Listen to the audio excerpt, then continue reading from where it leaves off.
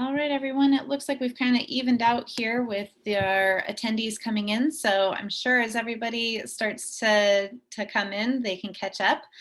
Good morning. Welcome on this wonderful Saturday morning. I know we all wish that we could be out in the bay, gloved up and ready to go, but here we are celebrating Coastal Cleanup Day anyways. So thank you for coming. My name is Carissa. I'm with the Newport Bay Conservancy, if you don't know me.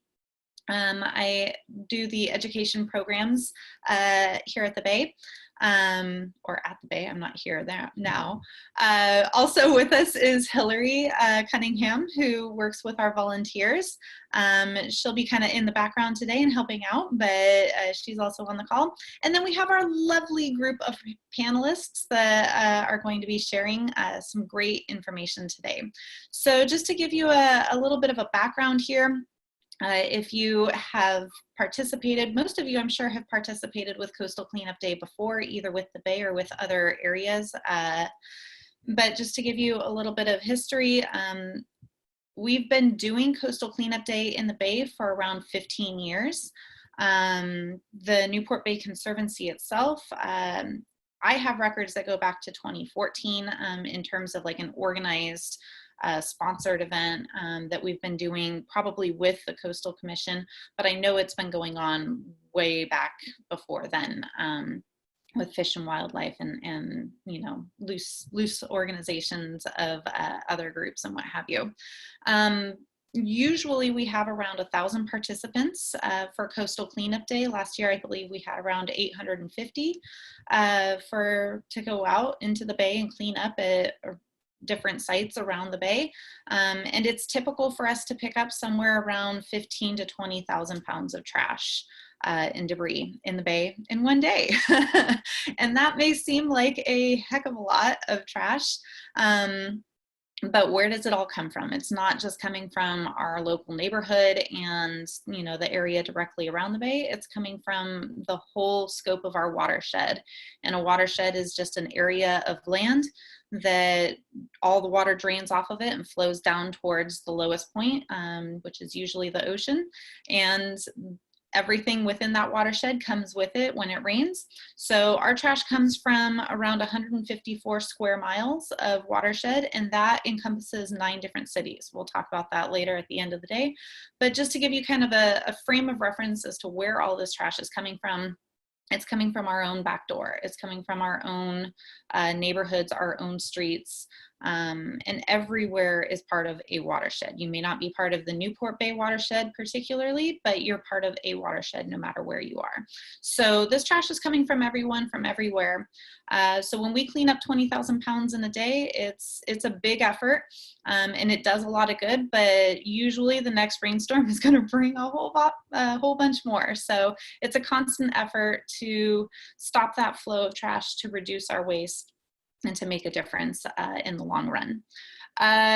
Coastal Cleanup Day as an event started in 1985 with the California Coastal Commission. It is the largest volunteer event in the country. The California Coastal Cleanup Day is the largest event in the country.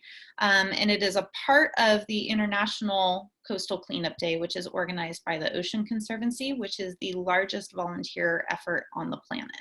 So you guys are part of something really big, obviously this year, because we have some crazy situations that are not allowing us to all get together. We are taking this effort to our neighborhoods and still making a difference by collecting wherever we are and trying to make a difference in the way we live so we can make this planet a better place to live on. So let's see here. Looks like we have a good amount of participants. I'm going to go ahead and introduce our first speaker for today. Sarah Burgess is here with us from the Newport Beach Surfrider Foundation, and she's going to talk to us a little bit. Go ahead, Sarah. Hi, everybody. Good morning. We're so glad that you could join us, and thank you to Newport Bay Conservancy and my co-panelists this morning. Thank you for the honor to kick us all off. So I want to take a moment and welcome you to the Surfrider Foundation presentation. Hillary with Newport Bay Conservancy is clicking through my slides for me this morning, so I really appreciate it, Hillary. And I'll just give you a nod at the end of each slide for next slide. All right, so next slide will tell you our mission with the Surfrider Foundation. We're dedicated to the protection and enjoyment of the world's oceans, waves, and beaches for all people through a powerful activist network. I do want to take a moment and acknowledge the lands that we work on are the indigenous peoples of the Tongva people and the Kizh Nation. We honor those that have come before us, and we strive to leave every place cleaner than we found it. Next slide, please. Our network is definitely a global network. As you can see from this map, we do have some affiliate organizations all around the world. And on the next slide, you'll see our outline of where our chapters are here in the US. We have just over 80 chapters, and we have about 95 youth clubs. Youth Club is a really interesting part of our chapter activist network, and they are more and more every day becoming wiser and more outspoken than any adults are. And well, they are adults too, of course, but this is our high school and university level. We call them our student club network, and they are growing voices in our activism for our mission of Surfrider. Each chapter in Surfrider is conducted through leadership with an executive committee comprised of volunteers. And then some chapters, like ours in Newport, actually have a paid position staff member. So I am a part-time staff member with Newport Beach Surfrider. Sorry, I should have started with that. The beach cleanups coordinator for Newport chapter. But the majority of our chapters across the nation are going to be volunteers at all levels in the chapter. And it's just really amazing how much we can get done with the power of people like yourself that show up and work to make our coasts and beaches a better place and cleaner. Next slide, please. I'm going to let Hillary open up a short video. I have a short 30-second video that explains our Better Beach Alliance, which is a major part of how we clean up beaches.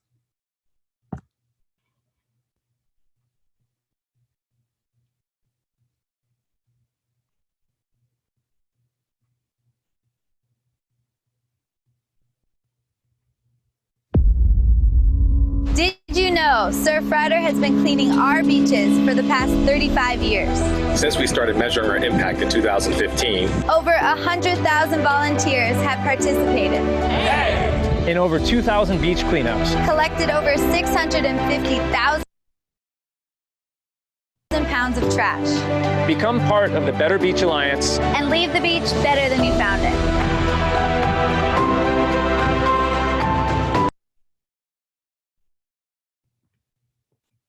All right, great. So that Better Beach Alliance, and as you'll see more on the next slide, revolves around the companies that we have involved that host cleanups with us or through their own portions like Cliff Bar to do these cleanups of our beaches. So on the next slide, you'll see a little bit of an overview. Cleanups are what we are known for, and we love that. It's actually one of the best ways, #1 ways, that's our entry point for new volunteers to find us, is that they will show up to a beach cleanup, they'll see that classic blue tent on the beach, wander by our table, or sometimes come close enough where we can invite them in to grab a bucket and be convinced to join our beach cleanups. So beach cleanups are a hallmark of how we are known, but we wish it wasn't so. If we were 100% successful in mitigating forms of pollution in this world, then we wouldn't have litter washing up on our shorelines, on our river channel beds, and along our coastlines. So the fact of the matter is that as we get closer and closer to curbing plastic pollution, plastic being the #1 source of the pollution we do find on our beaches, as we get closer to that goal, we will be successful, and we should theoretically have to have less cleanups. But in the meantime, and for the 35+ years Surfrider has been going about its mission, we are happy to host those cleanups, and we're happy to gain more support for them every time. So there will definitely be a lot more awesome information from OC Coastkeeper later in this presentation about plastic pollution. And I want to take a moment to show A couple things on this slide. On the left-hand side, there's a beach cleanups or beach cleanup results slide, and you should be able to see some graphics there. This is a link to our data card. We strive at each cleanup to chart the trash that we are picking up. This means that it might happen with pen and paper. Recently, we've evolved a Google form. In the age of COVID, we've still been encouraging people to go out solo or as a household to do their own cleanups. It doesn't have to be on a beach. So if you're out there and you're not feeling like battling traffic or you're just trying to stay extra close to home, we support that, and you can pick up trash anywhere, even fully on land, nowhere near a water source, and you can send it to us to add to our data collection. These beach cleanup results are really important because the tally of what we're picking up will translate into the future action that we're able to take, that I'll talk about in just a moment. So after the presentation today, we encourage you to go check us out. Instagram, Facebook are our main channels. Surfrider Newport Beach is our handle on each, and then hashtag Surfrider Solo Cleanup. You'll see some photos and pictures of chapters all over the nation that are conducting these solo cleanups in the age of COVID and moving forward. So on the next slide, there will be another short video. We'll move into the subject matter of civic engagement, everyone's favorite subject this time of year.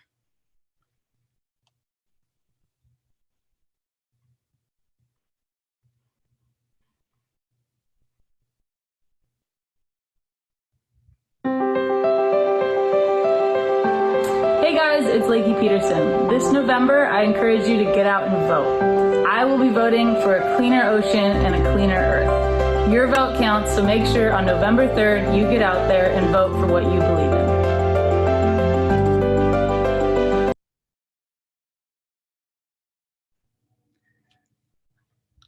So moving into the next slide, we'll briefly cover some of these activities that we have been involved with, again, in our 35+ years of grassroots activism that has included, from the very start of the mission of Surfrider, was an intent based on lobbying to protect a wave break up in the Los Angeles area. And so these slides go over a little bit more and show you a picture there of what our lobbying can look like. The title on this slide, 40 Victories for the Year and Counting, is actually updated at least since Thursday's meeting. There's 48 coastal victories. A huge part of the work that we do at the headquarters level and through the strength of all of our chapters is to gather people together to amplify voices in protection of waves, beaches, and oceans on all those coastlines as well. This picture on the slide is a picture of participation from Coastal Hill Recreation Day, which is at the federal level. We do participate with hundreds of activists and staff members coming to lobby. You'll see Congressman Harley Ruda there in the photo with some of his constituents that were talking about key primary issues. The issue areas that we covered this year on Federal Coastal Hill Day were take action on climate change, protecting clean water and public health, reducing plastic pollution, and defending public lands and waters. I highly encourage you to go to our site and to find more detail on the legislative issues that we support, that we're looking for more support on. You can sign up to receive action alerts. A simple petition can go a long way. A personalized email about a petition subject can go an even longer way and sometimes make its way through those filters that our Congress people have from the hundreds of emails they're getting a day. And on the next slide, you'll see that our call to action for Vote 2020 is very simple. We want you to get involved. We want you to make sure you're registered to vote, make sure others you know are registered to vote. And as a 501c3 organization, it is very important to know that Surfrider doesn't oppose or support any particular candidates. We are focused on the mission, the issue area of our mission. So if you have questions about it, you can also find us through the hashtag Vote 2020, Surfrider Vote 2020, and we have more details as well. There's a lot more to say there, of course, in an election year. However, I highly encourage you all to go to our site, look through some of our blogs. and sign up for our emails. You can sign up at your chapter's level, or you can simply go to surfrider.org and you can be added to a list of a wealth of information, as many email alerts on different subjects as you'd like, or as few as you'd like a week or a month. And finally, on the last slide, to kind of go into our next subject matter and the rest of this Trash Talk webinar, is that we're having a fun contest that we are in our 5th year of. This is called the Found Objects Contest. Turn your trash into art. You know, trash is out there. It's going to be for a long time to come. We may as well have a little bit of creative fun with it. So we encourage you to participate, pick up those pieces of trash, maybe for the rest of the week, the rest of the month, put together a little art submission for us, a design, and then you can submit it under Surfrider Objects. And I really appreciate the time. I know that we have some other exciting panelists to hear from and their subjects this morning. So I'm happy to take any brief questions now. If there is time, Chris or Hillary, I'll let you be in charge of that. Otherwise, I'll look out in the chat box if anybody has specific questions for me. Thank you. Thank you, Sarah. I forgot to mention at the beginning, everyone, if you have questions, go ahead and use the Q&A function at the bottom of your Zoom screen. You can type it in there and I can go ahead and help either answer that question or put it out to whichever panelist is talking. I do see, Sandra Middleton, that you have your hand raised. I'm gonna go ahead and open your talk function. Hi, Sandra, did you have a question this morning? Hi, no, I'm sorry. I think we pushed the wrong button. I'm so sorry. No worries, not a problem at all. All right, everyone. So if you do have a question, you can raise your hand. However, I will probably wait until after the panelist is done with their presentation, and then we can go ahead and take questions at that point. All right, everyone, let's go ahead and move on. I'm going to introduce Taya Merritt and Hannah Lee from EcoNow. Hi, everyone. Taya, I think your mic's muted still. Thank you. No problem. Hi, I'm Taya. And I'm Hannah. I'm just gonna pull up my slides just so I can see. And then Hannah, is the screen sharing for them to see that as well? Yeah, I'm gonna set that up right now. Might be. There we go. And then you can switch the slides for me, yeah? Yeah. Wonderful. Hi, everybody. Thanks for coming in. Thank you guys for having us. My name is Taya, and I am the founder of EcoNow, Orange County's first zero waste shop. And I'm here with Hannah. She's a team member at EcoNow, and we're going to talk to you about our store and what we do, why we started. Also, we're going to talk about composting and zero waste and how the two work together. So thanks for having us. And then I shared this picture right here. It's of me in the middle and Hannah on the right and another team member of us. And this was at our trailer where we first opened a zero waste shop last October in Costa Mesa. And I wanted to share this. It shows the growth that we've had. Not been around for too long, but if you are familiar with us, you'll know that we've grown a lot, and that is entirely to our community and the support that people put together and put forward to be sustainable. And so I wanted to share that photo and yeah, just share how excited we are about our community wanting to live sustainably. Okay, so EcoNow, our mission is to educate and provide resources for our community. We want to help create awareness around sustainable living and to be able to make positive change for our environment. We are a zero waste shop with bulk refillable, non-toxic cleaning hygiene products. And we like the aspect of being able to create awareness around different ways of consuming. So most of the time, you know, we consume things in single-use plastic waste. And with EcoNow, we are changing the way people think about that and changing the way that their habits are created. So if you are used to purchasing products in plastic, our mission is to help you realize that there's different ways of consuming and setting forth on that path. We are a shop and we provide these resources for our community, but we also pride ourselves on being a source for education for people. And if people in our community have questions about how they can change their habits, how they can be more sustainable, we want to be a source for them to ask these questions, and then we can help you move forward on a more sustainable path. So that's EcoNow, our mission and what we do, and we do it for our communities to be that resource. And then Hannah, if you can go to the next slide. Of course. So zero waste, right? We're a zero waste shop, and it's kind of a interesting term. It can be confusing for people, but I want to let you know like what I think about zero waste and how I take it. For me, it's more of a lifestyle versus a literal term. I like to think of zero waste as experiences, and not every experience you're going to have is zero waste, but obviously the more the better.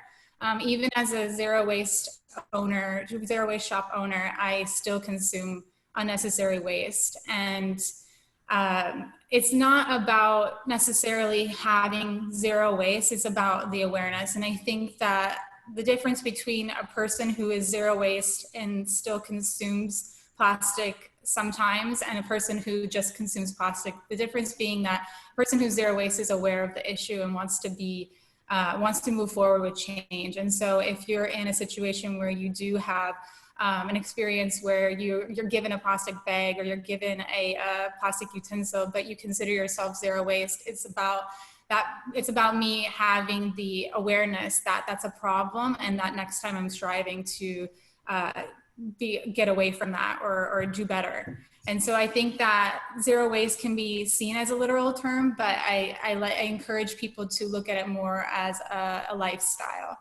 And so obviously being zero waste means we're going to consume less and we're going to consume smarter. It's really hard in our culture because we're flooded with a lot of unnecessary waste. And being zero waste means that you want to eliminate as much single-use waste as possible. And to eliminate single-use waste, you have to know the alternatives. And so when you're zero waste, you also need to educate yourself on the alternatives and learn of what to do for reusables and using alternatives to that waste. So it's all these things of learning these habits, changing the way that you think, changing the way that you do things. And it's not always easy to be zero waste because you have to do things differently, and it's sometimes uncomfortable. So a zero waste lifestyle is something that you evolve into and you grow into and you get more comfortable with over time. Even something simple as asking to have your coffee cup refilled at a coffee shop can be difficult. And so zero waste is something that, like I said, you can grow into. I like this really awesome quote about zero waste living. It's, we don't need we don't need a few people doing zero waste perfectly. We need millions of people doing it imperfectly. So like I said, zero waste can be seen as more of an experience versus a literal term, and you're always working towards better. And then Hannah, next slide, please. Well, we see the effects of pollution in our communities, like Sarah was talking from Surfrider. We see it all over in our communities. It comes from different places. Every day in Orange County, I see waste on our freeways, in our communities, at our parks. Everywhere we can see litter, we can see waste floating about, and it's reached our backyard, so to speak. It's so blatant in our community that it's concerning even here. I can't imagine how terrible it is in our ocean and in our landfills. And that's really why I started EcoNow, is because I realized that we have these things going on in our backyard that we need to make change about. And we need to do it for our community. We need to do it for our world.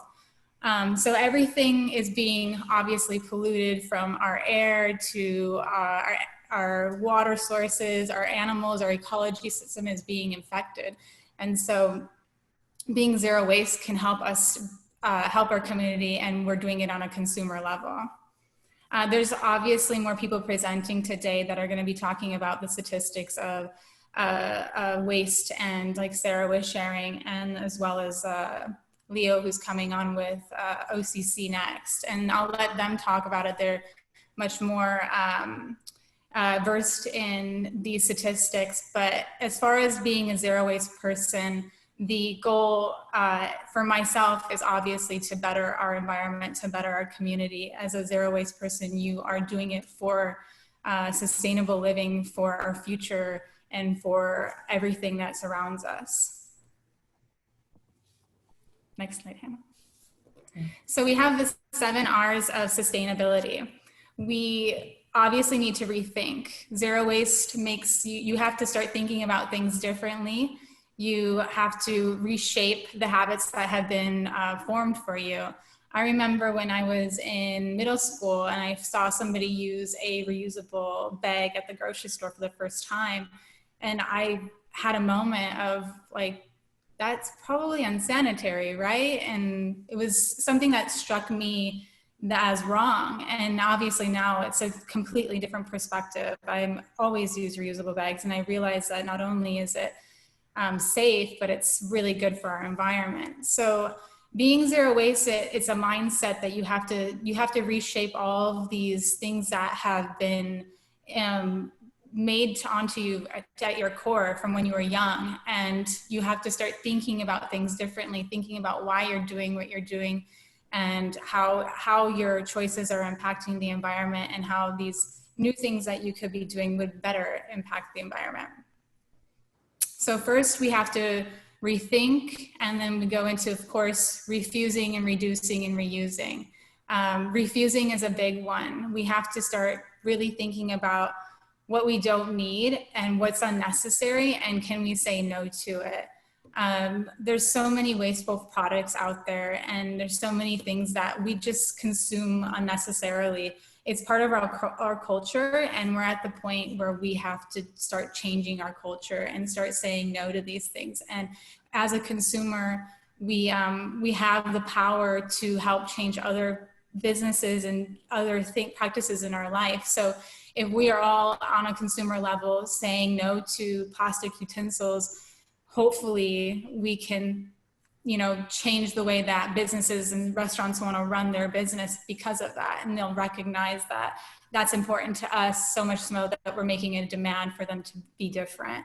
So we need to rethink, we need to refuse, we need to reduce. Obviously, we still have to consume certain things that are wasteful. And if we have to consume it, maybe we can reduce how much of it that we do consume.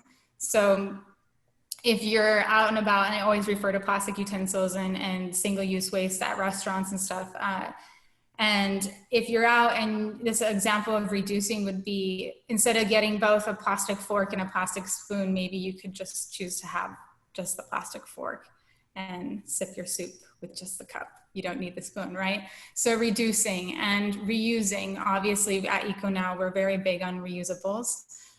We want you to bring your own container and reuse what you already have, or what you already own is perfectly good, and it's the most sustainable way to work with what you've already got. And we're all familiar with repairing. We need to consider what we can repair and what we can fix versus just throwing it out and tossing it away. And recycling, recycling is a thing of its own, and I'm looking forward to hearing what Leo has to say about recyclables. It's my understanding that plastic, only 9% of a plastic gets recycled, so relying on recycling is just not the greatest option. And so that's why it's more on the bottom of these 7 R's of sustainability.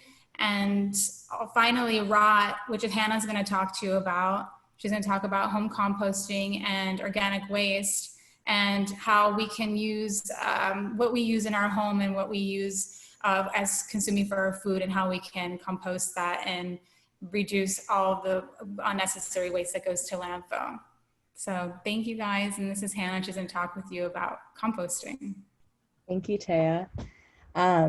So yeah, I feel like composting is one of those things that I always hear people talking about how it's a very inaccessible thing, like there's no space in their backyard, it's smelly. There's a whole load of issues that I hear, especially when I'm working and talking to customers at Eco Now, I feel like they're expressing these things about composting and how, yeah, they can't do it. But I would like to come on here and talk about how you can, and how it's very easy, and how I found in my experience of, yeah, just how it's been a really simple and educational experience for me. So first I wanted to talk about, of course, like why is composting a sustainable option? Food waste happens on all ends of the food industry, from the manufacturer to the agricultural setting to us, the consumers. There's always going to be food waste. And as you see that number right there, 133 billion pounds of food waste. And I can assume that this has grown because this number is from the USDA in 2010. And, you know, I definitely think this is probably larger at this point. But that's so much food waste. And I think that if we all individually are trying to find a solution to that food waste, composting is a really good option. You can create your own natural fertilizer by composting your food that would otherwise go to the landfill and contribute to greenhouse gases that are ultimately causing the climate crisis. And of course, side note, I know that like big industries are definitely the big contributor, but of course the landfills are also contributing. And I think we as individuals can curb that a little bit by home composting. So of course, what is composting? Or what is compost? I feel like it kind of, some people just like, yeah, don't know. I didn't know before I started composting what exactly composting was and how it worked. So essentially you're turning your food scraps into a nutrient-rich fertilizer, and it's natural. So all the fertilizers we're using we buy at Home Depot, a lot of them are synthetic. So they're not like they're not natural. So this is the alternative. And the food scraps and the other items that we can compost, they're very rich in carbon and nitrogen, which are really ideal in the, decomposition. And in the end product, it creates nitrogen, phosphorus, and potassium-rich fertilizer, which, if you're familiar with fertilizer, those are the three components that are always in fertilizer, the NPK ratio. And these are all things that are very vital to plant growth. So by taking your food scraps and composting them and creating this fertilizer, you are giving your food scraps another life cycle, which they're not destined for the landfill where they're just going to contribute to greenhouse gases.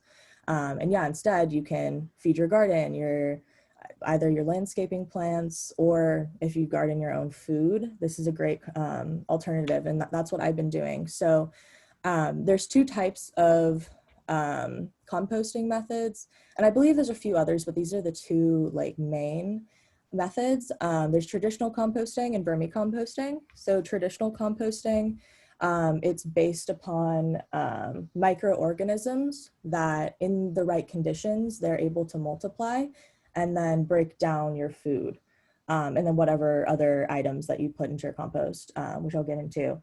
And then vermicomposting is based solely upon worms breaking down your food and eating your food. I personally only have experience in vermicomposting, but I'm going to tell you a little bit about how to set your compost up. But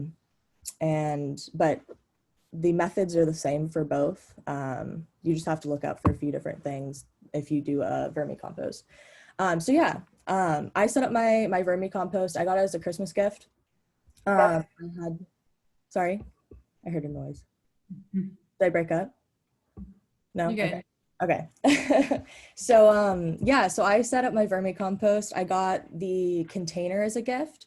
It's for number 2 that I have right here. It's a tiered tray system. And all I had to do was get different, so obviously I have my food scraps, but I needed to accumulate like dry material, which is the brown materials that I'll talk about in a second. So yeah, if you consider setting up your any type of compost, you should first decide what method you'd like to do, what works best for you, because certain composts like a traditional compost can take more things, and worms are more sensitive to certain foods. Like you can't feed them citrus, obviously.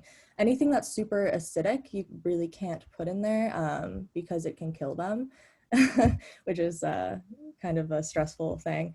But yeah, so whichever method is best for you, you can like do some research on this. I'm just going to be going over very basic things.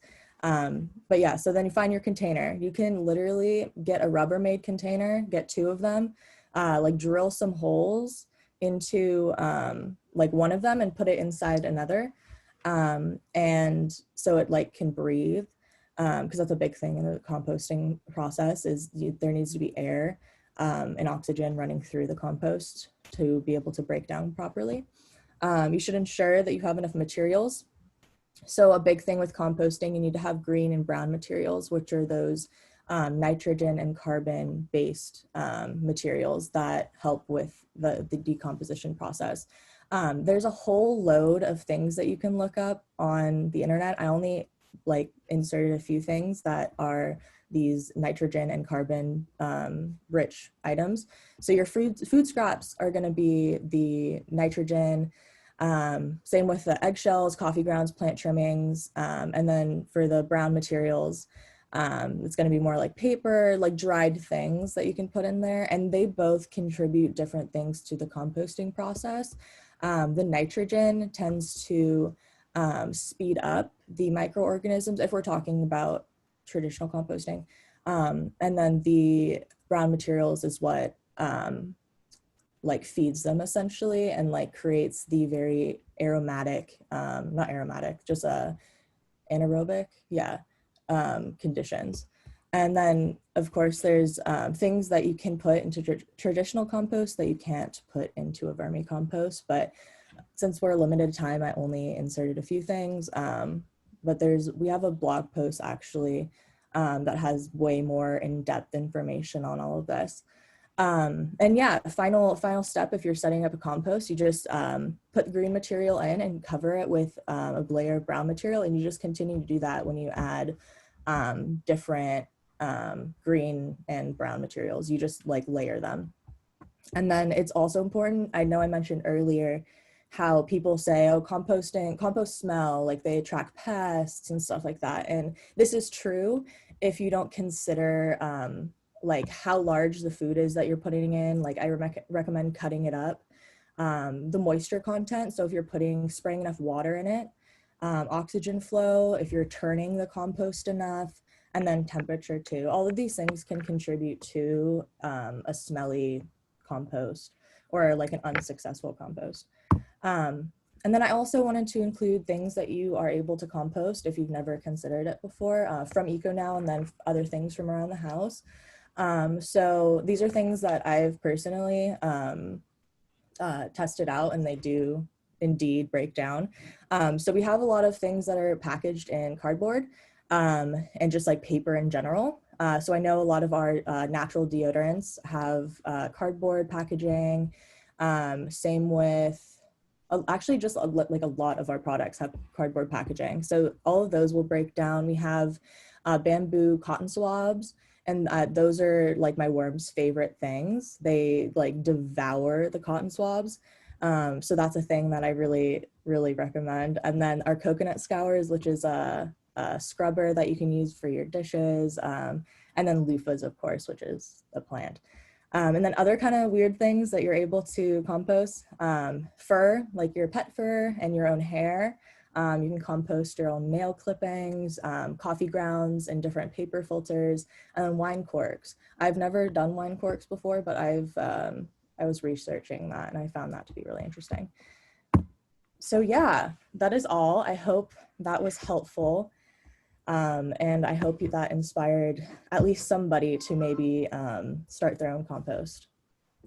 Yeah, and like Hannah said, you can find more information on home composting on our website, where underneath our blog, where Hannah went very in depth on how to do your own home compost, and successfully so. And obviously too, we like to share things on Instagram and Facebook about what we're doing at EcoNow and all the things that we're providing for you as a consumer to reduce your waste. So you can follow us there. And thank you guys for having us. And I'm so excited to hear what everybody else has to say as well. Thank you, Taya. Thank you, Hannah. We did have one question. Nikki had asked, obviously we're all feeling it during these times of COVID, having to use more single-use items. What are some ways that you might suggest in helping to curb that guilt from using more single-use items during this time when we're being a little extra cleanly?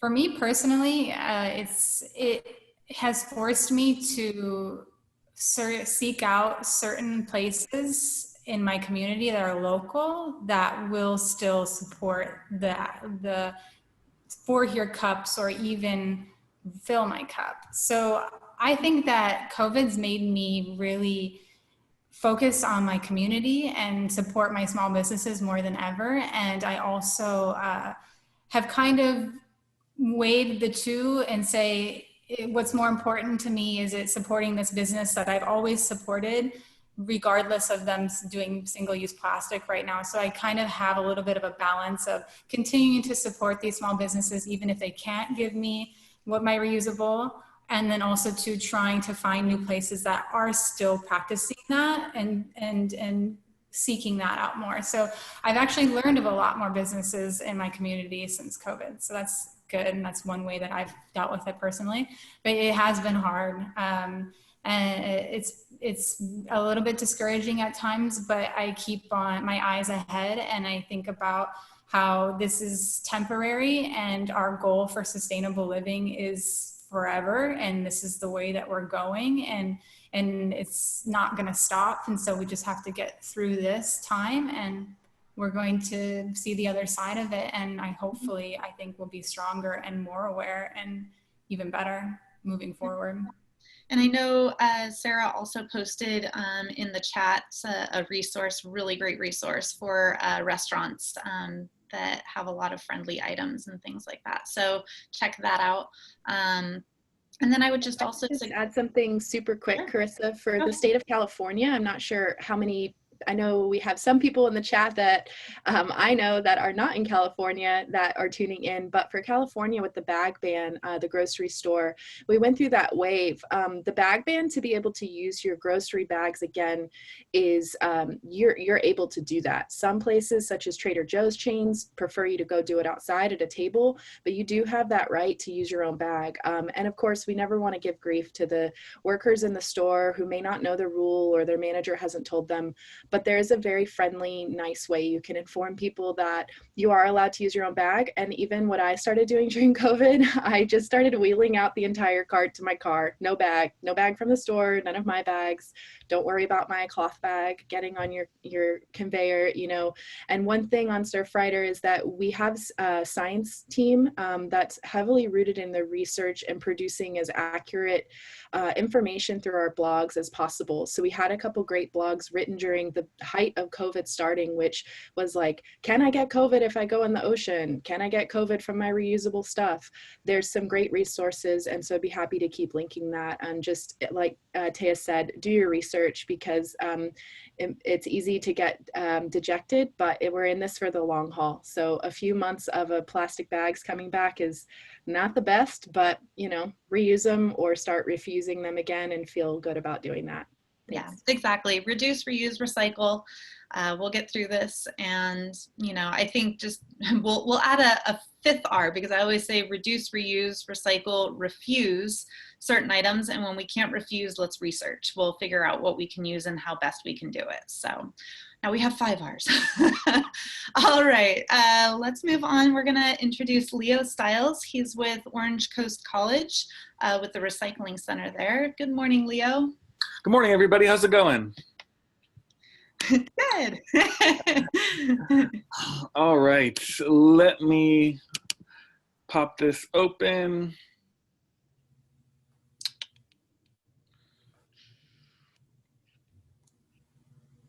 And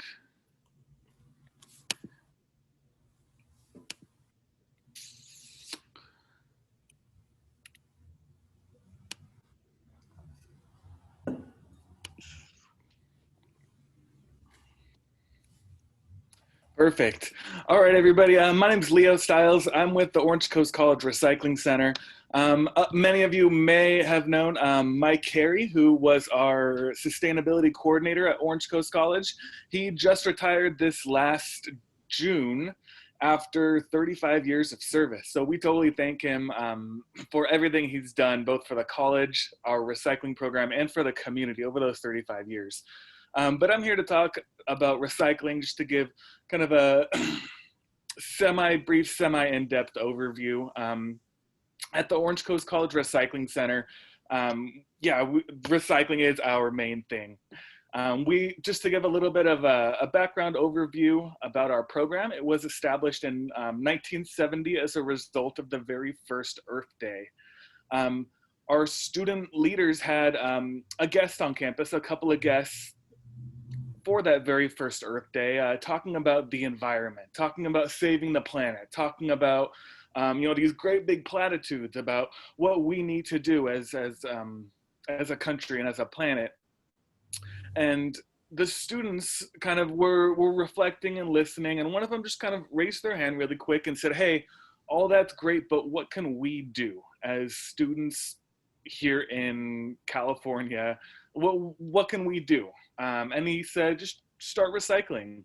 So our program started as just a really small fundraiser where the students went around, totally volunteer effort, to pick up newspapers in order to recycle as a fundraiser for the veterans coming back from Vietnam.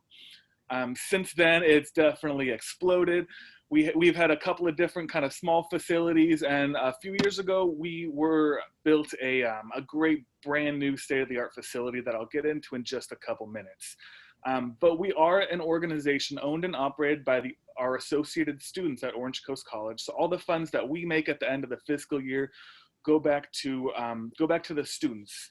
They fund student services, student activities, things like the school newspaper and athletics, our tutoring center and children's center are all partly funded through the money we raise at the recycling center. In addition, we are a public drop-off and CRV buyback center for all the bottles and cans. So if you ever look on your receipt after buying a single-use container at the store, you'll see that CRV is a deposit you pay on the bottle at the store that you get refunded when you bring to a center like ours. So this is our brand new recycling center. We're super excited to be sitting on about 5 acres after coming from a site that's about half an acre. So we've got a lot more real estate to be able to do everything that we need to do. We used to have about 8 parking places, which often led to a pile up in the center when we had rushes of customers that wanted to come in to recycle. Now we have 45 parking places. So we're super excited to be able to serve the needs of the entire community. Our facility has a lot of really cool kind of environmental designs incorporated into it. This right here is kind of our break room for our employees, all of our student assistants, is decorated to give a little bit of privacy for them, but we have clear walls that we tossed in plastic bottles, just a visual kind of reminder of what we do and decoration. A little bit more of our facilities, you'll see that we have a lot of natural light coming in. We had some certifications for our facility operating in the best environmental manner that we can. So the first is LEED. If you're unfamiliar, leadership in energy and environmental design has to do with the actual building, the materials used, the functionality, the different zones for HVAC, the lighting. We use a lot of natural lighting, skylighting, big windows. That's LEED. Sites is sustainable sites has to do with our landscaping. So we use only drought-resistant California native landscaping around our facility in order to promote those values. True Zero Waste is the newest certification from the United States Green Business Council, Green Building Council, for operating in a zero waste manner. So our facility is the first in the entire world to be certified all 3 certifications. So we're super excited about having accomplished that. It was really huge and a lot of effort from a lot of people. We're super excited about that. We do have, I think that education is probably one of our main drivers for our recycling center. So we've got educational kind of placards around our sites just to give visual demonstrations about what we do, our part, our county's part, and kind of the whole process from when we collect materials to when they're shipped off and then back on shelves. I think that if I had it my way, we would educate ourselves out of business. The 3 R's that or now expanded to 5 or 7 or 9 R's that we have now, I think it's important to note the order that they operate in. Recycling is the last in our list of R's because it should be the last resort. We're very much into zero waste and refusing and reusing materials before we have to get to that last step of recycling. Like I said, if I had it my way, I would educate people in such a way where I don't have a job anymore. That's kind of the ideal world we're all kind of going for. Sustainability on our campus, we take as the ability to maintain at a certain level, or more pointedly, not deplete natural resources to maintain balance. So it's basically, it's meeting the needs of the present without compromising the needs of the future. Recycling, on the other hand, tends to be a lot more kind of vague in how it can be applied. When I give presentations to younger kids, I like to just give them a super basic definition. Recycling is taking something old and turn it into something new. That's just a super, super basic definition. There's a lot of different types of materials. When we combine more than one material into a product, it makes it harder and harder to recycle because all of those materials have to then be separated in order to be recycled in their different ways. These right here are the types of materials that we collect at our recycling center, from newspaper, office mixed paper, and cardboard to our cans and bottles, aluminum, plastic, and glass. We do recycle some electronic waste, which is the fastest growing waste stream in the world. Every single day, we throw away 100,000 computers in our country. Every single year, we throw away 1 million cell phones. So there's a lot of really unscrupulous behaviors in that whole electronic waste recycling industry. We try and only work with vendors that are certified through e-stewards, through R2, to be able to handle this stuff in an environmentally safe manner. So we're not only looking at what we do at our site, but everything downstream from us is just as important to us and our impacts on the environment. We also do take used cooking oil, fluorescent light bulbs, and batteries. Our cooking oil is sent off to our vendors who filter it through and turn it into a biodiesel fuel for cars. And if anybody hasn't seen or kind of experienced one of those cars, anything that runs on a diesel engine can be converted to run on biodiesel or vegetable oil, essentially. And when you crank it over, the exhaust smells like French fries. So it's always super fun. Plastics are the bane of our existence, pretty much. 300 million tons of plastic are produced annually, as compared to 1.5 million tons in 1950. Plastic has become the way that a lot of our waste comes about. Plastic is designed for single use, for small product lifetimes, and then is just discarded, sometimes recycled. There are 7 different kinds of plastics, and on the bottom of anything plastic, you should be able to see this plastic resin code. What that means is basically just the type of plastic it is. Different plastics have different properties. So like a number 5 plastic, a polypropylene, will have better tolerance to extremes in temperature versus number 1 plastic. So if anybody's ever seen something hot, like coffee or something, poured into a number 1 just a regular water bottle, you'll notice that it starts to kind of bleed a little bit. It gets a little bit sticky. So that, yeah, different plastics have different uses depending on their properties. The tragedy, though, is there's really only recycling going on for number 1 and number 2 plastics. The numbers 3s, 4s, 5s, 6s, and 7s is typically cheaper for companies to make new plastics of those types than it is for them to recycle or buy recycled material for their products. So there's basically no recycling going on for those. I think there are kind of pockets here and there where there are kind of a market for those materials, but in general, it's just an economic driven decision that it's really only the number 1s and number 2s that are ever recycled. The number 7s, in fact, are probably never going to be recycled because 7 is just other. It's just anything that's not a number 1 through 6.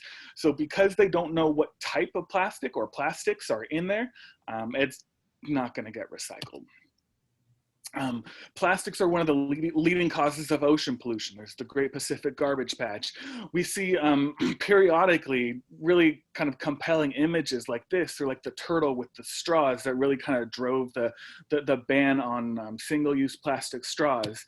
These types of images aren't just images on the computer. These are real life. These are what people have to deal with all around the world because of our excessive wastes here in the developed world. One of the cool products that we've kind of come across, and this is actually where a lot of our number 1 plastic goes from the recycling center, is a company called the Bottle Box. And they're one of the only FDA approved recyclers of plastic that use them in food and beverage containers, just because the content of that plastic is really highly regulated. So the Bottle Box takes on average 2 or 3.5 plastic bottles to turn into a to-go container for restaurants. I know they use them at like the Habit Burger for their salads, and Lucille's uses them as well. We use them in our student cafeteria on campus. So that's a really good example of a concept called closing the loop, where we are sending materials off to be recycled, but we're not just stopping there. We're continuing to close the loop by buying products that have recycled material. That helps to drive the markets of recycled goods so that they're able to economically be justified in being recycled. As far as waste generations go, the United States is the most wasteful country in the world at 4 pounds of trash per person per day. Now, California is the most wasteful state in the United States. Orange County, where I live and most of us probably live, is the most wasteful county in California at 11.9 pounds of trash per person per day. That's almost 3 times the national average. I like to ask people, why do you think this is? I get a lot of responses, people kind of guessing different things or just having no idea why. What it all comes down to is wealth. Because we're such a wealthy county, we can afford so much waste. And that kind of is what it comes down to. People in a lot more economically disadvantaged areas are forced to do the reusing. They're forced to hang on to something until it completely breaks and then try and use it in another way. They're forced to do that by their economic situations. So I think that there's a lot that we can learn as people living in an affluent area from the waste habits of people that can't afford anything else. Just to give a kind of a brief overview of a landfill, we've got material that's put into the landfill and covered every single day just to kind of keep the smells down and everything else. It's typically lined with some kind of plastic or clay, and below is where the water table is. So one of the biggest issues with landfills is those liners. They're not always perfect. In fact, they're not often perfect. There are things that can leach out. A lot of the decomposition in landfills is anaerobic and leads to leachate and some other like toxic things that kind of leach to the bottom of these landfills. And when those liners aren't perfect, that kind of stuff can leach into the groundwater and pollute our actual drinking water, which is one of the reasons why organics and composting has been such a big deal in the last 10 years or so, is because they're realizing all these different effects that organics in our landfills are having on the environment and on our drinking water. There are all kinds of disposable items out there. There's also a lot of great reusable options. Most of our cities in our county have separated recycling and trash, and that's perfect for recycling. The more that things can be separated, the more easily they are recycled as they get downstream. If we look at this picture, this is from a city that's got both trash and recycling together. We see food waste in there, wrappers, papers, bags. Not only do these things have to be separated out by hand, usually, but there's also contamination issues. What happens when someone throws away a bowl of chili into their trash that has newspapers? That chili gets all over the newspapers and makes them very difficult, if not impossible, to recycle. So contamination is one of the biggest issues with that single stream recycling. Wishful recycling is another way of expressing that kind of contamination too. So if everybody just kind of thinks, okay, I hope this can get recycled, so I'm gonna throw it in my recycle bin, and that actually causes a lot more work and a lot more costs downstream to be able to recycle these products in the separation areas. So it's really important to know what is and what is not recyclable before you're throwing it in the bin. As we bring the costs of recycling down is when we can bring the volumes of recycling up. And that's really kind of the main point about that wishful recycling, is just kind of knowing ahead of time, even before or as you're buying it, whether or not something can be recycled.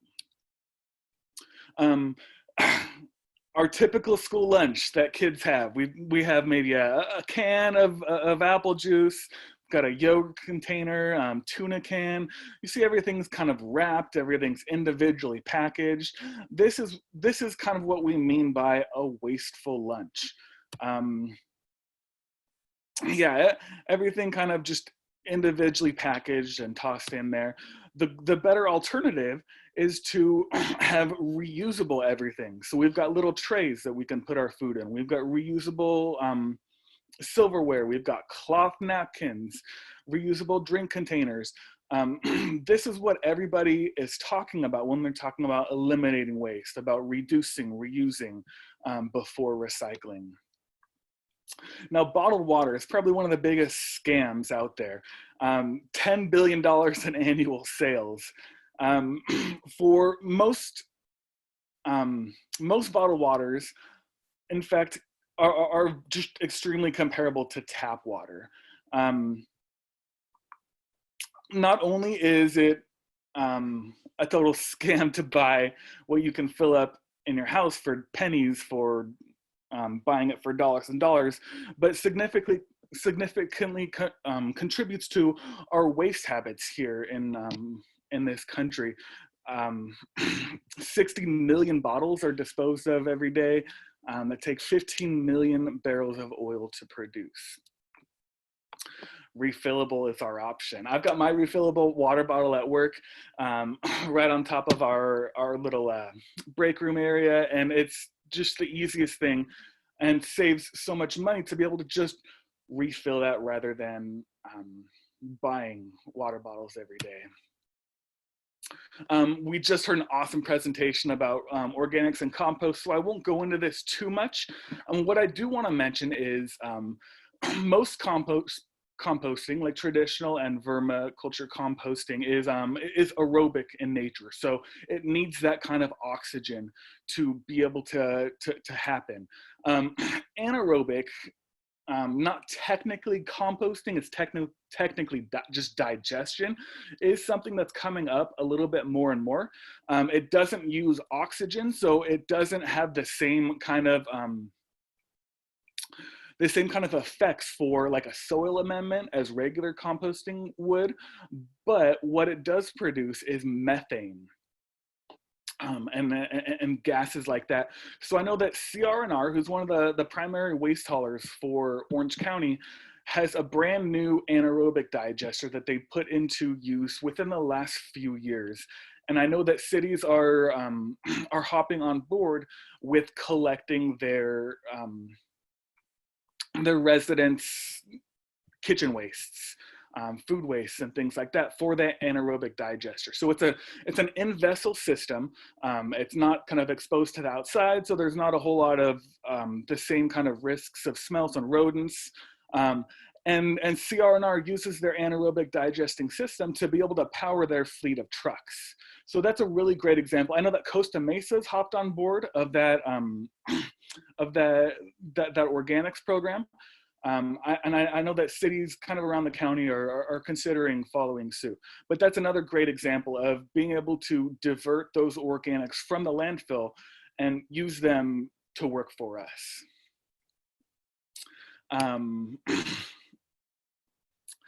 Greenwashing now is kind of the main thing the next thing I wanted to touch on. There's a lot of buzzwords out there. There's a lot of things that don't have any meaning beyond marketing. So I highly suggest that everyone take a look at the kinds of things they buy, look at the labels on them, and do a little bit of research to see if those labels actually mean anything, if they have any teeth to them, or if they're just buzzwords. Because when like our smokestacks here, if we're just painting the smokestacks green, they're still contributing all of that pollution and waste. Just because something says certified with a green check mark, that that doesn't tell us what it's certified for. It doesn't tell us how it's more beneficial than its counterpart right next to it on the shelf. Corporations have really been taking advantage of our desire to be more earth friendly by just kind of slapping these labels on them and not really meaning anything by them. Some of the important legislation that's come up and helped us at the Recycling Center and us as a state of California is first was AB 2020 in 1987. That was the bottle bill that put deposits on our single-use bottles and cans. AB 939 was kind of one of the first drivers of California reducing its waste. AB 341 is the kind of most recent iteration of that calls for 75% diversion by this year. I'm not sure how we're looking for that. I don't know, maybe somebody else has seen those numbers or projected numbers to see if we're being able to meet that. But our plastic bag ban and our most recent plastic straw ban, both significant legislations here in the state of California for waste diversion. One of the biggest topics of the last 5 years or 10 years or so in recycling has been China. Now, traditionally, a really big majority of recycling from the United States and the Western world in general has gone over to China for recycling. They're a manufacturing-based economy that's been on the rise for decades. So they've been needing more and more materials to complete all of their manufacturing they're doing. Well, lately, China has seen its own problems. They've seen all the contamination in the waste that we're sending over and the materials that we're sending over. They're seeing their own kind of rising middle class, their own consumption increase. So what they did was they said, no, we're not going to accept any waste from other countries. We're gonna just deal with our own waste and turn that into our own raw materials. So what that's done to recycling worldwide, it's driven, because of the drop in demand, it's driven all the markets completely downward. There are some efforts to create different markets for recycling in other countries around Southeast Asia, but I think that just kind of kicks the can down the road in regards to the problem. What we really need to be doing is addressing our wastes where they come from. Extended producer responsibility is a great concept where we look at companies that are producing toxic things, wasteful things, and telling them, hey, be better, figure something out where what we can do with these materials, these products when they're done being used.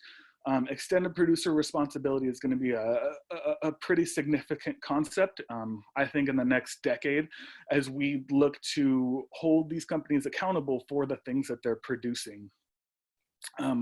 So yeah, addressing this waste where it happens is so much easier, so much more efficient, so much better of a concept than addressing where it goes when we send it out. There are a lot of companies that are jumping onto the zero waste bandwagon. So for one reason or another, whether it's for marketing purposes or whether it's for actual environmental purposes, the results are the same, where they're working on their processes to eliminate waste. Sierra Nevada Brewing, Toyota, Ryco Electronics, like these companies have made that commitment to just kind of internalize and look at themselves and their own waste products and see what they can do better to eliminate those. Zero waste, kind of as alluded to in speakers previous, isn't as much about the number zero as it is about the attitude, about the lifestyle. It means that you're thinking and considering about the things that you use and what happens to them after they're used.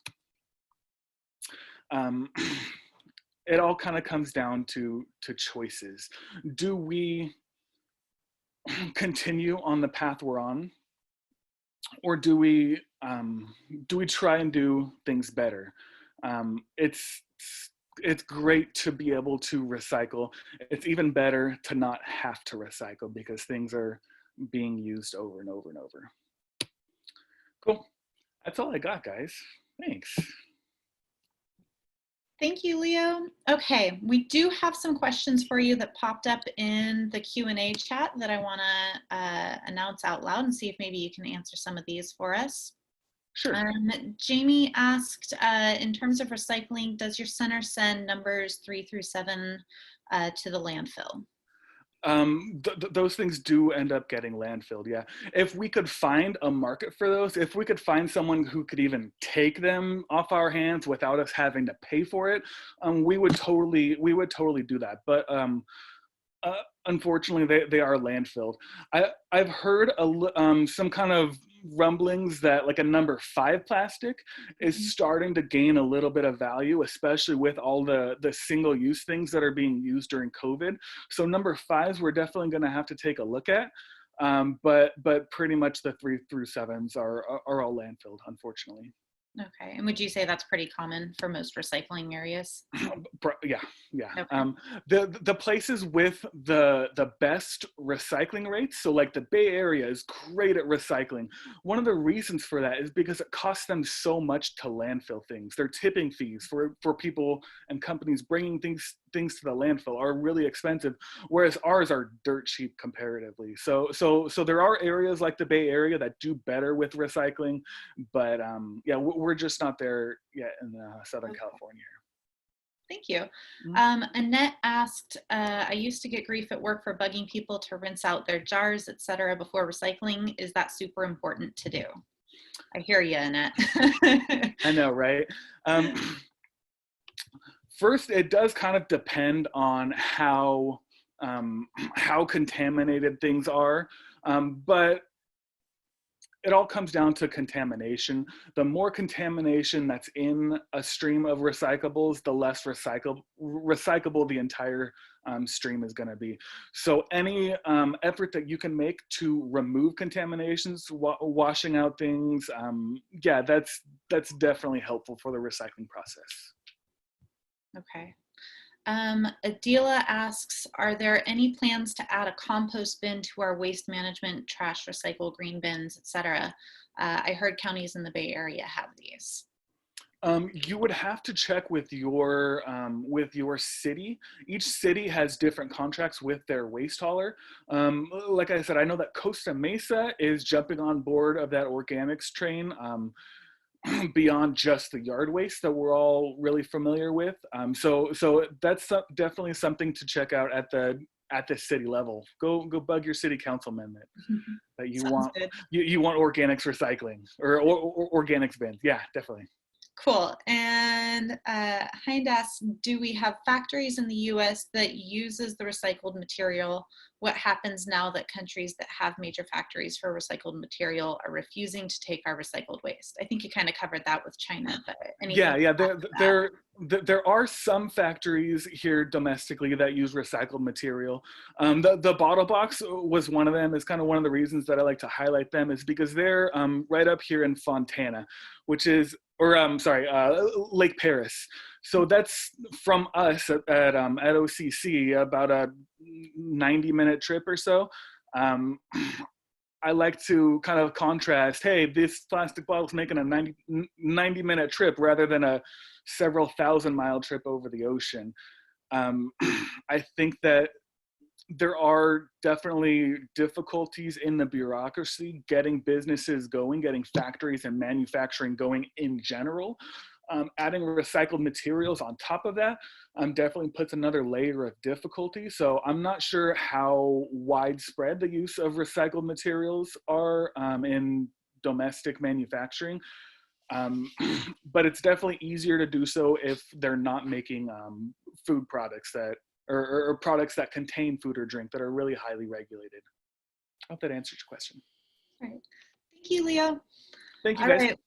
We're going to have our last panelist on, and then stick around for the end because I will talk a little bit about our Trash Talk Challenge that we're going to be launching today for the next week. But without further ado, I want to introduce Christina Robinson. She's with OC Coastkeeper. Thank you, Carissa. Thank you guys for having me. I'm excited to be here. I'll share my screen. All right. Okay, so my name is Christina. I'm the education coordinator at Orange County Coastkeeper, and I'm also a tide pool educator with Laguna Ocean Foundation. So since about 1950, when we really started to capitalize plastic, we've produced about 8.3 billion tons of plastic worldwide, with only about 9% of that being recycled. I have a little picture of the Eiffel Tower there because it's kind of hard to visualize 8.3 billion tons of plastic, but essentially that would be close to 1 million Eiffel Towers in weight. So a lot of plastic. As Leo kind of covered, our global plastic consumption per capita has really increased over the years. And if we continue increasing at this rate of consuming, we're looking at 12 billion metric tons of plastics in landfills by 2050. We know that we're producing about 300 million tons of plastic annually, with half of that being for single-use plastic. So again, those Lots of food packaging or plastic utensils, straws, most of which aren't recyclable, as we just learned. Things like plastic water bottles too. I was happy Leo touched on that. I have a lot of feelings about that as well. You know, besides that pollution adding to our environment and our wildlife, issues with recycling, it's also taking a lot of resources and energy. It can take up to 6 times the amount of water that's in that one plastic bottle to just make the plastic surrounding it. So they're just using a lot as well. We're seeing that like 8 million tons of plastic are being dumped into our oceans every year, as well as 1 in 3 of marine mammals being entangled in things in the ocean. A lot of that's coming from like ghost fishing gears. So any fishing nets that aren't being responsibly looked after, if those aren't taken back in, they're drifting out there. And so a lot of different animals can get caught in that. And then over 90% of seabirds are also being found with plastic pieces in their stomach. So if you guys go to the beaches nearby here, you know, think about all of our gulls, our pelicans, our different plovers and different shorebirds that are just foraging along that shoreline. We know now that 90% of the floating trash on the ocean is plastic, and plastic is not biodegradable. So when we think of that word degrade, I always think of, you know, a leaf out in the forest that's naturally decomposing and gonna return to that soil and be helpful. And our plastic can't do that. When we look at the word bio of biodegradable, that's gonna be utilizing those tiny microbes that kind of help that process, but different types of plastics, depending on what chemicals they're composed of, you know, it can be taking hundreds to thousands of years for them to break down into tinier plastic pieces. We're seeing that fish in the North Pacific are ingesting up to 24,000 tons of plastic each year, and that now our Great Pacific Garbage Patch is actually outnumbering our marine life, 6 pieces of trash for every 1 living organism. So here in this picture on the right, this is from one of our whales field trips when we're typically able to take our students out on field trips. You can see that yellow barrier there is called a trash boom. This is for the Wintersburg Channel. So this serves the cities of Fountain Valley, Westminster, and Garden Grove. And so it helps to protect that trash from floating over into the Bolsa Chica wetlands, which would then go into Huntington Harbor and then straight into the ocean. Unfortunately, it's just a surface barrier. So any of the plastics that can sink are going to make its way past that. And again, depending on what the plastic is made of, some of those float, some of those sink, and some can do both. You can also see that piece of that plastic bag on the other side of that. So, you know, it's preventing a lot, but it definitely has room for improvement. And we've been here also after rain events, and there's just trash everywhere. So we have lots of room for improvement. Here we can see some of the different plastic materials and where they'll fall in the ocean, depending on if they're floating or sinking, and then some timelines of how long it takes them to break down as well. And so I see a lot of trash at my jobs. This is again at the Bolsa Chica wetlands, even though it's an ecological reserve, also in neighborhoods. Walking my dog, and then anytime I'm surfing, I make all my friends pick up 5 pieces of trash, and now they feel so inclined even if I'm not with them. So. And then also tide pool trash. This trash kind of makes me extra sad because a lot of those organisms are living there. They're not going to be moving in or out of those tide pools, so they're having to actually live in that trash, especially things like cigarette butts. I'll see those in the tide pools too, and those are just leaching those chemicals. So we definitely don't need to litter, and we can prevent all of that. So we know that trash is getting there from watersheds. Carissa explained all of that earlier. And so we're seeing that 80% of the trash on our beaches is actually making its way via that storm drain system. And that 73% of the beach litter worldwide is actually made of plastic. And that 90% of that plastic in our oceans is coming from 10 rivers off 2 continents. So it kind of just reiterates that we're all a part of a watershed and we're all connected. And so just kind of to reiterate that visually, anytime there's trash or litter on our streets, anytime it rains, it's windy, people are overwatering, we have that urban runoff, water's really heavy, so it's carrying all that trash to our ocean. This is something that when I was younger, I always read those signs that say, don't dump, leads to ocean, all drains lead to ocean. And I would see trash, but still think, oh, well, somebody has to be picking that up. That can't just be going to the ocean. But unfortunately, it does. And some of the beaches in Laguna Beach do a really good job of highlighting where those storm drains end outside of the cliff, so you can actually see that connection too. When it comes to the Great Pacific Garbage Patch, it's actually two distinct patches brought together by the North Pacific subtropical gyres. We see that 54% of that trash is actually coming from land-based activities from North America and Asia versus 20% of the trash in the patch coming from actual water-based activities. And we're seeing that 70% of the marine debris we're finding is sinking to the bottom of the ocean. And so we like to tell our students too, when it comes to the Great Pacific Garbage Patch, it's not like a trash island that you're walking on, it's more of like a plastic soup.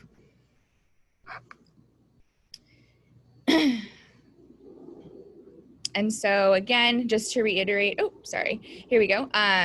So here you can kind of see those two distinct patches and then how they're bound together. Unfortunately, this isn't our only garbage patch. All of our oceans have their own garbage patch. The Great Pacific Garbage Patch is just the largest, so it's the most well known. And then here again, we can kind of see by types of plastic if they will float or sink, depending on those chemicals and what they're composed of. So some of you guys maybe have heard of microplastics. Our microplastics are defined as being less than 5 millimeters long. We also have smaller microplastics referred to as nanoplastics. And unfortunately, a lot of our microplastic pollution is coming from microfibers from our synthetic clothing material. So a picture on the right kind of shows the comparison of our organic clothing material versus the microfiber, how much smaller that diameter is. And so with all of our sewer water, all the water we use indoors, you know, laundry included, that goes to a wastewater treatment facility. And unfortunately right now, most of those facilities are unable to filter out or screen out those microfibers. The picture on the left is from when I used to work at an environmental consulting company where they would take ocean benthic sediment samples. And so just kind of looking at the bottom, and we would be pulling for tiny organisms, but I kept seeing all of this tiny plastic and trash under the microscope. So I just started to save it because this was really my first experience with microplastics. So this picture here is from Charles Moore of Algalita. This is, you can kind of see like that filamentous background and then that blue microfiber in between, as well as a little black microfiber off to the right. So where are microplastics being found? It is not just the ocean from our wastewater facilities with our microfibers. They're all over. It's in our freshwater systems. It's all through the water column, as well as deep as 36,000 feet. They're finding microplastics in ice samples from the Arctic and Antarctica, as well as, you know, in beer, in plastic packaged tea, table salt, tap water, and bottled water. A good mitigation for tea is if you drink loose leaf tea, then you don't have to worry about it. And there are a few companies that are legitimately only using organic cotton or paper, and there's no plastic lining. But we're also finding microplastics even in air pollution. I just listened to a podcast talk about microplastic rain being the new acid rain. So it'll be interesting to see what future research tells us about this. The picture on the right is an example of what our nurdles look like. So nurdles is how plastic is shipped around the country to be melted down and then produced into whatever plastic item it is. Unfortunately, if there's like a spill at a factory or in one of these trucks shipping this somewhere, you know, that those are going to go straight into our waterways and end up in our natural environments. And a lot of those look like little eggs. They look like a lot of food that our wildlife would be naturally foraging for. So I also just want to highlight that, you know, studies are also finding more microplastics in plastic bottled water compared to our tap water, and that these plastic water bottle companies, they have varying concentrations of microplastic particles, but 325 was the average number found. And again, these companies aren't making water, they're just producing the plastic. They have their own little recipe of minerals, and that's where you get that distinct flavor. We have very safe, clean water here in Orange County, especially in northern and central Orange County, because of our sanitation district and how they partner with our Orange County Water District. So we actually don't have to worry about microplastics here, and we're okay. But maybe you don't like the flavor of tap water, and if that's the case, you can get any type of a charcoal filter. And so some more sources of those microplastics are going to be micro beads. So just really tiny plastic beads that have been used in exfoliants for personal care products. There's some examples on the left side of that picture with some better alternatives on the right. I used different scrubs from like Lush, and they're also utilizing coffee grounds for the exfoliant. But the Obama administration back around in 2015 actually passed legislation, so companies shouldn't be doing this anymore, but it's always something that we want to just check and read our ingredients when we're buying things. Again, our microfibers from any type of synthetic textiles are going to be a primary source, those nurdles, and then other things like tire dust and marine coating, as well as different types of city dust and road markings. And our secondary sources of microplastics are going to unfortunately be all of our other plastic items that we have, depending on their composition. Some of those are going to break down into tinier and tinier pieces via photodegradation. So just that UV light from the sun mixed with oxygen, and they're just going to turn into those tiny microplastic pieces. So we know that our wildlife is being impacted by plastic. Any animals that are eating it, it's causing, it can cause mechanical blockages, as well as if they're eating a lot of plastic, they're feeling full, but they're not able to get any nutrients out of this. So they're actually being malnourished, and then that leads to starvation. There's been studies where fish have been fed microplastics, and it's actually changed their foraging behavior, as well as the chemical consequences of these plastics and the different chemicals that they've had when they were being produced. We know that some of those are BPA and phthalates, as well as when those plastics break down, they can also absorb other things in the environment like PCBs and pesticides. We know that more than 220 species have been impacted by microplastics alone, and then 700 marine species have been impacted by plastic pollution in general. So that's anything from our tiny little zooplankton and larvae all the way to our larger megafauna like whale sharks and dolphins. We had a study last year from the UK that looked at 50 stranded marine mammals, all of which had microplastics. Most of that was microfibers. Most of that was nylon, so probably from like fishing nets and different ghost fishing materials, but they also had broken down plastic food packaging as well. The microplastic pollution was not confirmed to be the cause of death for any of these animals, but they did all have high levels of those plastic-associated toxins.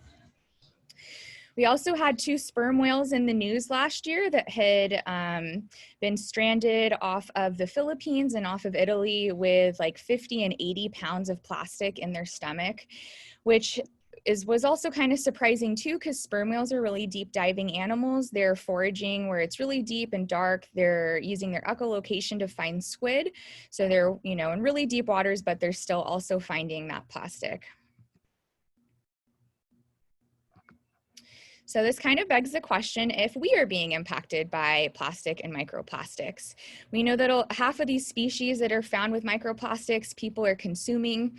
There's been at least one laboratory mice study done with toxicology where they're feeding them microplastics, and they found that those accumulated in the kidney, in the liver and intestines. They also had some molecules in the brain that could be toxic. And we also know again that those plastics contain a lot of those phthalates and or BPA replacements.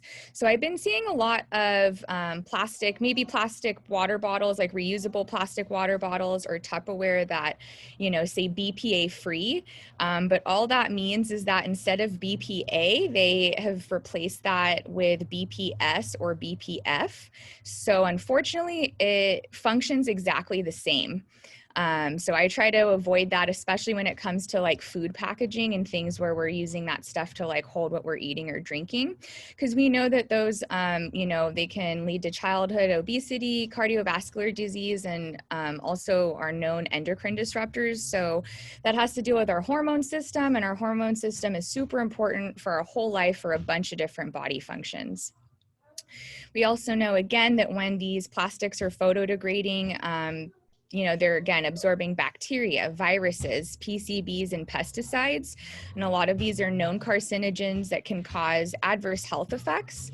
And then these microplastics are being passed up the food web. A study came out last year also saying that people are, you know, eating about a credit card size worth in weight of microplastics every week. And this is a lady that I follow on social media who just kind of highlights the different objects that we have that are kind of geared towards younger kids and toddlers, things that they're putting in their mouth, and all of the different risks affiliated with that. So really, to answer that question, we need more research. We need more research to see how being exposed to tiny amounts of plastic over a long time are going to impact our health. But more reason to try to reduce our plastic, because I don't necessarily want to wait for the research to come out. We also need a standardized method for collecting and comparing microplastic research so scientists can kind of share their studies and their data together. But we do have some really cool human innovation that's come across over the years. So 4Ocean is a company where for every bracelet purchased, they will remove 1 pound of trash. And they also have added these like arms that go to the front bow of their boat, so they're able to kind of collect a lot of surface trash that way. We have the Ocean Cleanup Project by Boyan Slat, who was 16 years old when he thought of this idea of utilizing the ocean surface currents to kind of bring in the plastic trash. And his first success was his first attempt was unsuccessful, but then they came back to the drawing boards, and last fall in 2019, they had their first success of bringing back all of this plastic and trash. And he's partnering with different businesses where they're actually going to be able to like upcycle that ocean claim plastic into different types of long-lasting items that people can use and wear. So things like sunglasses and shoes, things that aren't getting washed and aren't going to be thrown away quickly. We also have the Sea Bin project that was created by 2 Australian surfers. So this is them utilizing like a 10-gallon drum that sits in a harbor and just floats with the water, and then trash can come in. And then we have Sandra Ortiz, who's a researcher from Mexico, where she's actually created a type of plastic utilizing these cactus leaves pictured up at the top right. So she's only using the leaves so that way the plant stays alive, so it's super sustainable. She's juicing these leaves and then adding non-toxic chemicals, and is actually able to create a brittle plastic and then one that's more flexible and flimsy in only about 9 days. And both of her types of plastic are actually degrade and break down within a month. So I really hope that, you know, our food industries could utilize her flimsy, flexible plastic as a type of food packaging or something in the future. On the left, we have some baby legs. So these are actually a type of microplastic trawl that you can make at home. We had some high school students last year actually use these. It took them less than 2 hours to make 2 sets and less than $10 at Target. And they were actually researching up in the upper Newport Bay. So they had one site off of the fresh water off of one of the storm drains, and then they also had a site off of the dock to compare to a marine environment. So they would just flip the tights around, use forceps, try to pull up any type of organic matter that was still there. And then these are pictures of some of the microfibers that they were able to see last year. We also have Fionn, who won the Google Science Scholar Award last year. So he was actually able to utilize a type of oil and magnetite powder to create this type of ferrofluid that actually acted as a magnet, and was successful in taking up like 87% of the microplastics in the water. There's a nice video of this on YouTube, but I took that out just to save some time, but you guys can look that up later. But it's really amazing. It's just like this magnetic rod, and then he swifts it around and all the little particles attached to that. So hopefully our wastewater facility systems will be able to upscale this to industry, and we'll have some solutions for that microfiber pollution.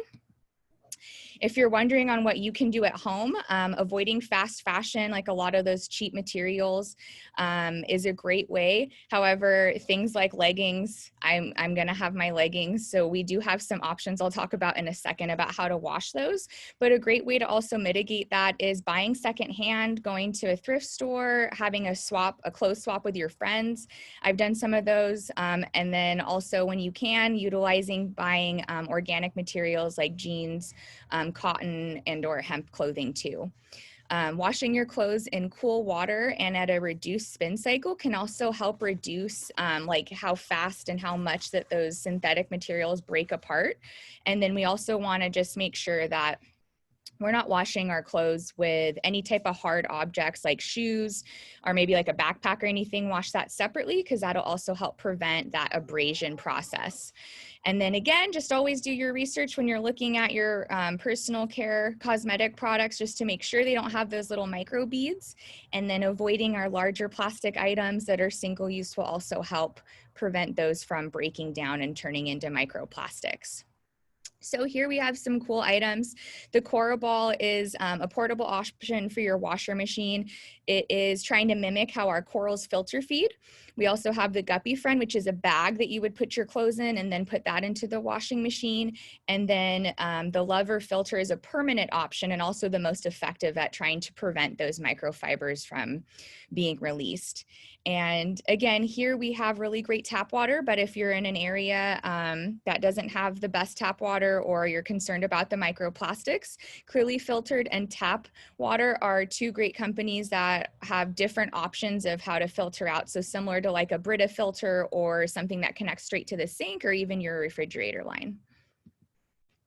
If you're wondering what else you can do, we've heard about, the 7 R's now that we have. So always, trying to refuse. It's always practice makes perfect. So sometimes, like my boyfriend might forget and then he brings home a straw and then I get mad, but it's all practice makes perfect. So what I've also found myself is that I used to say, please, no straw or no utensils. And then I found that I would still receive that a lot. I think probably the please cued the worker like, oh, don't forget, like they want this. So I found it more successful when I say no thank you or no straw thanks, like just saying no first in front of whatever the item is. And we know that we can always be creative and repurpose items before we are throwing them away as well. And also my personal mitigation that I've been trying to do when it comes to having to buy plastic items is looking at those plastic numbers that Leo brought up, and I'll try to just buy the lower number comparatively to, if there's like the same plastic option, but it's a higher number. The lower the number, the more likely it is to get recycled. So I try to tell that to everybody as well. And, or if like for drinks and things like that, if the option exists that it's in, a can or glass, then I'll buy that option over the plastic option as well. So Leo got into greenwashing, so I won't cover that again, but just to mention to look for those awesome certification codes. So TUV from Austria, they're really great because they'll also say if it's at home compostable. And then now finally we have the Biodegradable Products Institute in America that just started. So hopefully we'll start to see that on more products since we don't have that federal regulation on labeling just yet. If you eat seafood, to help reduce all of the ghost fishing gear, it's really important to know where your seafood is coming from. So you can look for that little blue sticker at the top that's certified sustainable seafood, or the Monterey Bay Aquarium has the Seafood Watch app online and mobile. It's free, it's great. Say there's an item you want, but it's actually not a super sustainable fishery, they'll provide you a alternative to that too. So something that will taste similar and have a similar texture. And then NOAA also has the Fish Watch program on their website as well. So here's some helpful websites with resources. I created Plastic Me Not, another website just to kind of have all of this stuff together as well last year. And then just all the different ways that Orange County Coastkeeper, you know, helps keep our water clean in this region. And then since it is the last Saturday of September, we've been doing virtual trash scavenger hunt. So today is the last day. So if you guys are doing a neighborhood cleanup, our challenge today is just to fill your bag or bucket of trash. And you can check out our website and see details on how to participate and enter to win some fun prizes. So thank you very much. Thank you, Christina. All right, everybody. I'm going to go ahead and share my screen and talk to you a little bit about our Trash Talk Challenge, which goes along with the same idea here, being able to collect from our own neighborhoods. Let me see if I can get some of the stuff moved over to the side. All right.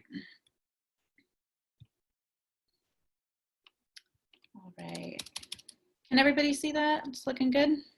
Okay, so let's talk trash. We've been talking all day about all the different ways that we can reduce our waste. I'm definitely feeling inspired, and I'm going to make some changes in my own personal life. But considering it is Coastal Cleanup Day, and you know, we need to get out there and do a little bit of waste mitigation, get some of that trash off of the ground, so before it gets out to the ocean, and then we can stop you know, the flow of the trash by reducing and changing some of our habits. So what do? We already kind of talked a little bit about watersheds, where they come from, but this is just a map of our watershed for Upper Newport Bay, some of the cities that are incorporated within our watershed. So if you live in any of these cities, then you know that you're definitely within our watershed. But like I said before, and like Christina said, everybody is part of a watershed. So even if you live outside of these areas, even if you're in the middle of Kansas, you're still part of a watershed somewhere. The total estimated population within our watershed of Upper Newport Bay is 640,000. That probably explains a lot, going to Leo's statistics as to why we have so much waste and why we are one of the largest producers of waste, because we have a ton of people living in our area. So, and we definitely see the result of that. Okay, so what do we do about this? We challenge you to get out there today for the next week, so starting today through next Saturday the 3rd, to get out there and do as much as you can. Clean up in your neighborhoods, parks, beaches, public places.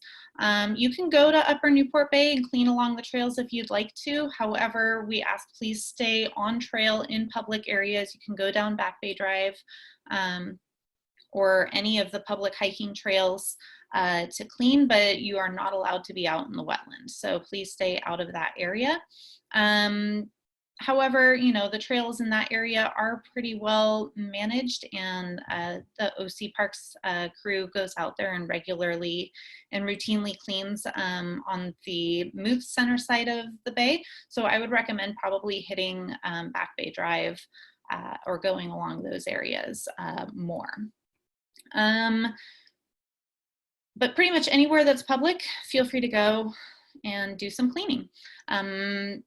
As an additional aspect to this challenge, we're asking that if you can ask your family, friends, neighbors, places of business, whatever, to help pledge $1 for every gallon of trash that you can collect in the next week. You can use that as a donation for the Newport Bay Conservancy.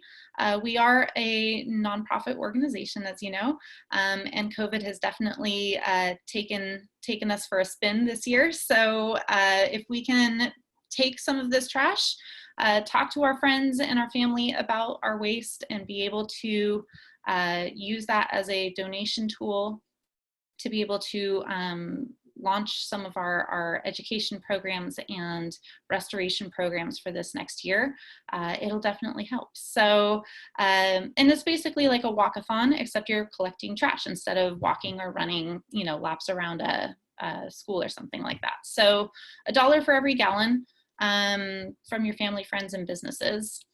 And who can participate? Anybody. It's any ages. I trust that you know your children and you can make the decision of whether or not you want them to participate in this. We usually recommend ages 8 and up just for safety and because they may be touching things that are sharp or dirty or what have you, but you can make that call on your own. You can work alone, you can work as a family, you can work in small groups of co-quarantine family, friends, what have you. However, keep in mind that we are still in COVID and you want to make sure that you're being safe. So follow all the normal public health restrictions and what have you. Okay, let's see if I can move this down just a little. There we go.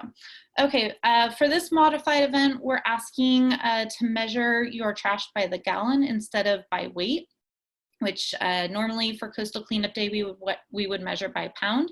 But most people don't have a scale to measure that with in their own house. So some tips of standard gallon size containers that you might be able to use. If you have a close to empty milk jug, before throwing that milk jug out, you can cut the top off. That's a gallon.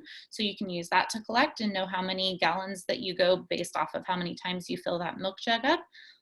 Paint cans also work. I don't have any paint cans laying around, but maybe somebody does in their garage. You might be able to use that.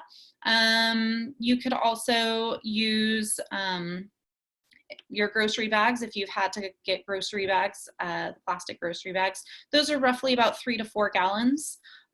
So you can use those and reuse those items and be able to get those out. 5 gallon is like your standard hardware store plastic bucket, like the Lowe's or Home Depot buckets are usually a 5 gallon bucket. I highly recommend this option considering that it's, you know, low waste. You just put everything in that bucket and then dump the bucket into the trash can. Make sure you clean it out with soap and water and everything afterwards. But that's probably one of your best ways to collect.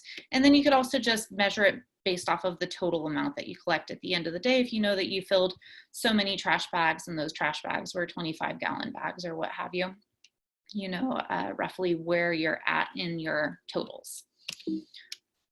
All right, let's see. Make sure, as we're asking you to go out there and challenging you to clean up trash, this is on your own, but make sure that you stay safe and have a good time while you're doing it.